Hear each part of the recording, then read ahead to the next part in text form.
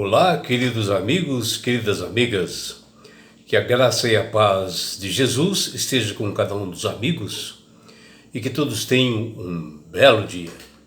Vamos estudar a lição e hoje, terça-feira, 27 de fevereiro, a lição 9, ela tem como título Para sempre fiel à sua aliança.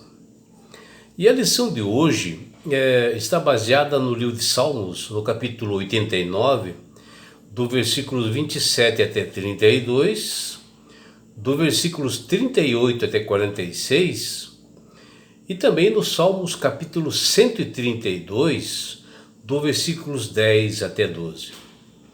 E aqui nós vemos que na aliança de Deus, na aliança em que Deus fez com Davi, está incluído assim várias bênçãos para outras gerações, né? E que no decorrer dentro da linhagem de Davi é que realmente surgiu o Messias. O que nós vemos aqui é que a aliança feita ao rei Davi, ela encontra o seu cumprimento na genealogia que surgiu o Messias, o prometido por Deus, aquele que viria para salvar a humanidade. E essa promessa foi feita há muitos séculos antes de Jesus vir pela sua primeira vez, né, a este mundo, onde o rei Davi era considerado um homem segundo o coração de Deus, que está lá em 2 Samuel 7. E também é mencionado aqui no livro de Salmos, né, 89, porém nós vemos a importância do livro dos Salmos, né, que é um livro de profecias. E esta aliança davídica, né, continha a promessa de Deus de que o Messias sairia da linhagem de Davi. E o que nós vemos aqui na lição de hoje, que a aliança proclamada desde lá do Éden, que aparece ali em Gênesis capítulo 3, versículo 15, ela era aguardada com ardente expectativa pelos sinceros pesquisadores, né, das palavras do Senhor, das Sagradas Escrituras. E desde então, cada geração era dada a advertência quanto à chegada do Messias e sua obra de salvação. E de Abraão foi levantado-se um povo peculiar com a missão de revelar a bendita esperança do libertador prometido que viria. E em Davi foi confirmada a promessa de um reino que duraria para sempre, que fala ali em Salmo 89, versículos 28 e 29.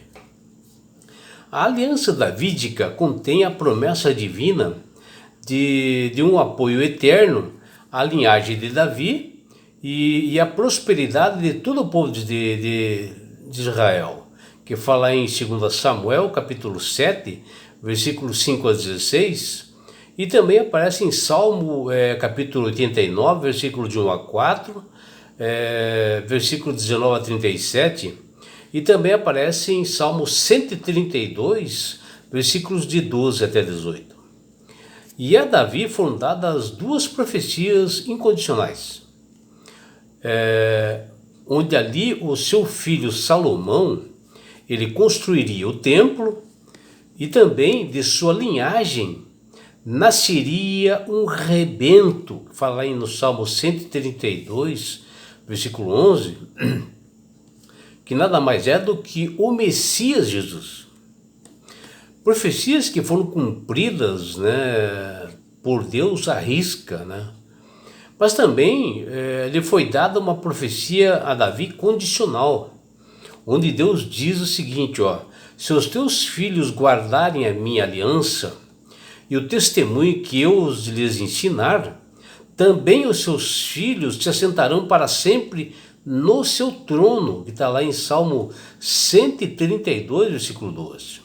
Mas infelizmente, né, a condição dada por Deus a Davi e seus filhos, ela foi quebrada, e a descendência de Davi perdeu a coroa que até hoje eles teriam, caso tivessem sido fiéis às palavras do Senhor. E a permanência da aliança, ela foi estabelecida, né, em um juramento divino, né, solene, e na fidelidade do rei até a Deus, né? No entanto, mesmo os reis devotos, né, consagrados como Davi, nem sempre foram fiéis ao Senhor. O Salmo 89 menciona a dura realidade que parecia indicar que as gloriosas promessas da aliança davídica tinham sido perdidas. E assim Israel estava irremediavelmente abandonada por Deus? Claro que não. A ira de Deus é uma expressão sim de juízo divino, né? Está lá no Salmo 38, versículos 1, e também no Salmo 74, versículo 1. No entanto, ela não dura para sempre, pois o amor divino perdoa os pecados das pessoas enquanto elas se arrependerem, né? E enquanto não se fecha a porta da graça, ou seja, a volta de Jesus, as pessoas têm que se arrepender antes disso. E no Salmo 89, versículos 34 até 38, Deus fala que não quebrou o seu concerto com o povo de Israel, e vemos no versículo 35 que são bastante fortes para assegurar que a vontade do Senhor é bem firme nesse particular, porque a sua fidelidade dura para sempre. O povo pode até estar sem fé, mas Deus não se pode negar a si mesmo, né? Porque é um Deus que cumpre as suas promessas. E apesar dos erros, rebeliões, pecados, né, apostasias da vida de tantos reis que passaram por Judá, Deus determinou conduzir, cumprir e realizar e concluir seu grandioso plano para a dinastia de Davi, que fala em 2 Samuel, capítulo 7, versículos de 1 até 24. Enquanto dura o descontentamento de Deus com o seu povo errante, é bastante sério. O ser humano sente as consequências, né, da desobediência, porque Deus ele perdoa os pecados, mas as consequências não. Ele deixa que se cumpra como uma educação para essa pessoa aprender, né? E assim percebem a gravidade dos pecados que cometem. Falar em Salmo 89, versículos 38 até 46. Porém, pergunto, até quando, Senhor? Essa é uma pergunta assim, muito comum, né?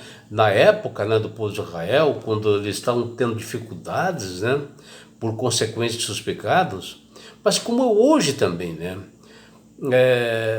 E quando eles fazem essa pergunta, assim, até quando, Senhor? Eles estão apelando, né, para o caráter passageiro da ira divina, como falar no Salmo 89, 46. E a esperança renovada, ela vem da convicção da fidelidade de Deus, para lembrar-se de sua graça, do seu amor, que ele é um Deus de perdão, né? Ele está aguardando o perdão das pessoas, que fala no Salmo 89, do versículos 47 até 50. Já no Salmo 89, versículos 49 até 51, o salmista Etã reclama que Deus não tinha cumprido suas promessas feitas a Davi.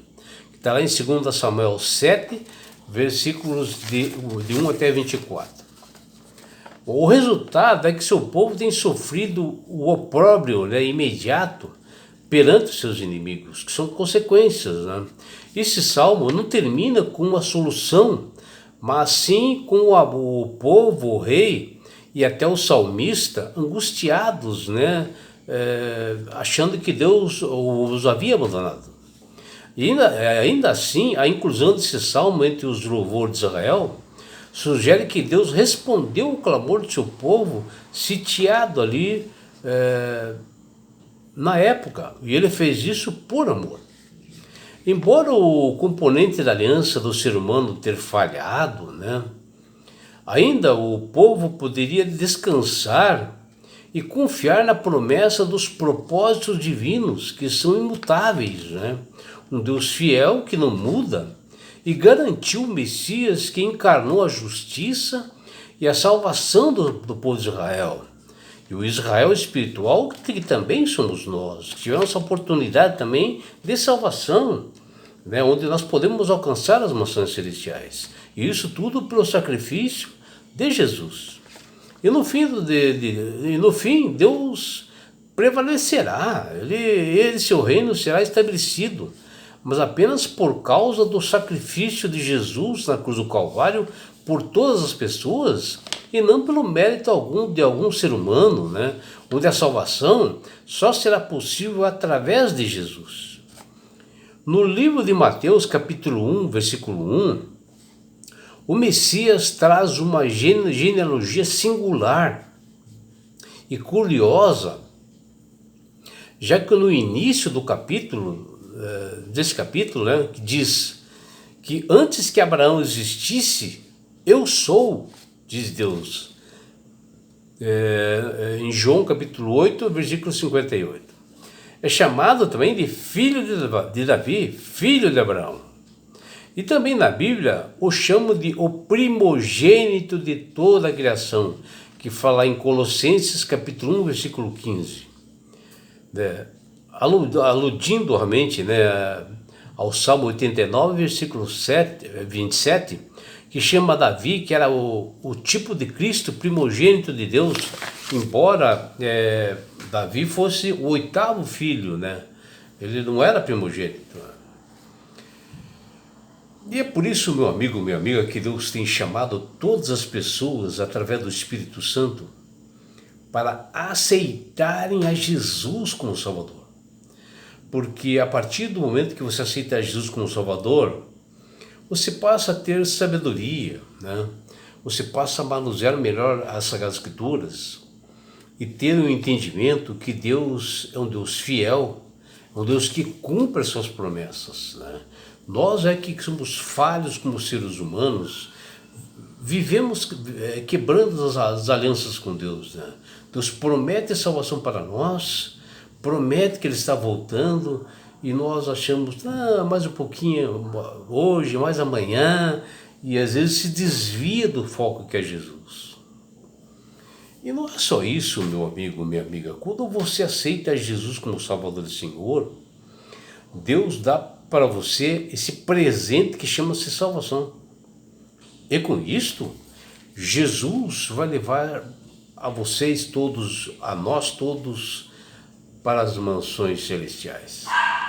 Um lugar, meu amigo, minha amiga, onde não haverá mais morte, não haverá mais dores, não haverá perseguições, não haverá mais aflições. E sabe por que Deus quer fazer isto com você, minha amiga? Com você, meu amigo? Porque Jesus te ama. Abraços do seu amigo João Carlos Amorim.